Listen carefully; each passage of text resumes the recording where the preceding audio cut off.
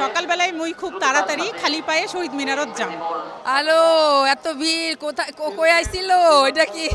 আমি এখন যাবানি, আমি এখন খাওয়ানি। মোর মা বা চলদে সাংমা আমি সাংমা কমিউনিটির কোনো জায়গায় এখনো যাইবার পারি নাই, হপায় মাত্র আইলাম এইখানে। ব্যাগগুনে মিলি দেশকে ভালোবাসেন।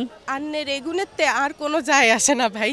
আন্তর্জাতিক মাতৃভাষা দিবসে শুধু বাংলা ভাষায় প্রাধান্য পাচ্ছে না, এখানে প্রাধান্য পাচ্ছে আমাদের দেশের নানা অঞ্চলের আঞ্চলিক ভাষাও। চট্টগ্রামের চাটগাইয়া, সিলেটের নাগরি, রাজশাহীর বরেন্দ্রী সহ নানা অঞ্চলের ভাষায় এখানে প্রাধান্য পাচ্ছে। নানা অঞ্চলের মানুষ তাদের মাতৃভাষার গুরুত্ব তুলে ধরছেন। মাতৃভাষা দিবসে আমরা কোনো জায়গায় এখনো যাইবার পারি নাই, হপায় মাত্র আইলাম এইখানে। আয়া ঘুরতাছি, দেখি কোনখানে যাওন যায় কিনা। আবার দুপুরের দিকে একটু খাইবার যাবো, মিরপুরে যাবো ভাবতাছি। আমার মনে হয় খুবই জরুরি। এই মাতৃভাষা নিয়ে আমাদের শহীদরা কত কষ্ট করেছেন, রক্ত দিয়ে গেছেন, মরে গেছেন। হ্যাঁ, কিন্তু এখন দেখা যায় আমরা সবাই ইংলিশের ভিতরে চলে গেছি, এখন সবাই ইংলিশ নিয়ে থাকি। আন্নের এগুনেতে আর কোনো যায় আসে না ভাই, যা খুশি করেন, কোনো সমস্যা নেই। আমি আমার দাদু বাড়ির ভাষায় কথা বলবো, তাতে আমার কোনো ধরনের লজ্জা নেই। ইভেন যদি বলতে চাই, আমি যদি বলি দাদু বাড়িতে গেলে আমি পুরোপুরি নোয়াখালী ভাষায় কথা বলি, তখন হচ্ছে সবাই বলে যে আল্লাহ, ঢাকা থেকে এসেও তুমি নোয়াখালী ভাষায় কথা বলতেছো, এটা আসলে অনেক ভালো। বা সবাই বলে, দাদু বাড়ির ওখানে সবাই যারা আছে সবাই বলে। এটা না আসলে মিক্সড ভাষা ফরিদপুর আঞ্চলিক ভাষাটা ঠিক মানে সচরাচর বলা হয়ে যায়। আমি এখন যাবানি, আমি এখন খাওয়ানি, এই কথাগুলো চলে আসে। কিন্তু এটা আসলে আমি আবার একটু কণ্ঠশীলনের সঙ্গে আছি, যে কারণে আমার এই ভাষাটা একটু ভালোভাবেই বলার অভ্যাস হয়ে গেছে। ঠাকুরগাঁয়ের আঞ্চলিক ভাষা, হ্যাঁ বলতে পারি। সকালবেলায় মুই খুব তাড়াতাড়ি খালি পায়ে শহীদ মিনারত যাম। বাহিরে বলা হয় না, কিন্তু আমার যে পরিবারের মানুষজন আছে, বাবার সাথে বলা হয় না খুব একটা, মায়ের সাথে বলা হয়। হ্যাঁ, অবশ্যই আঞ্চলিকতা যদি না থাকে ভাষার আসলে গুরুত্ব হারিয়ে যায়। আমার গ্রামের বাড়ি হচ্ছে নোয়াখালী। আমি কইতে চাইতাছি যে ব্যাগগুনে মিলি দেশকে ভালোবাসেন।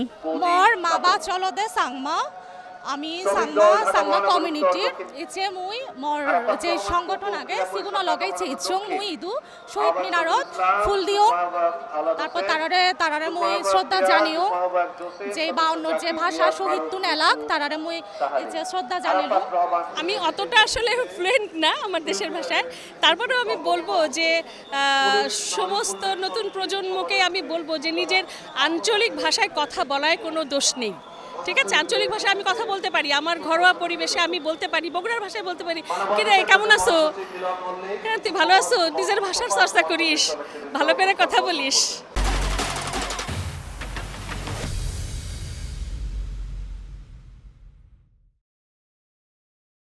যেটা হয়, আমি কুমিল্লা এবং কক্সবাজার দুটোকেই আমি ধারণ করি।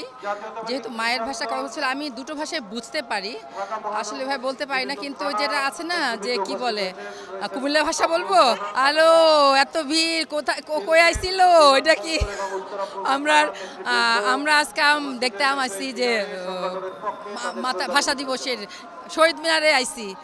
আগো বেটি কই আইসস, বা আগো বেটি মাগো কি জিজ্ঞেস করতে আইছো তুমি আমারে?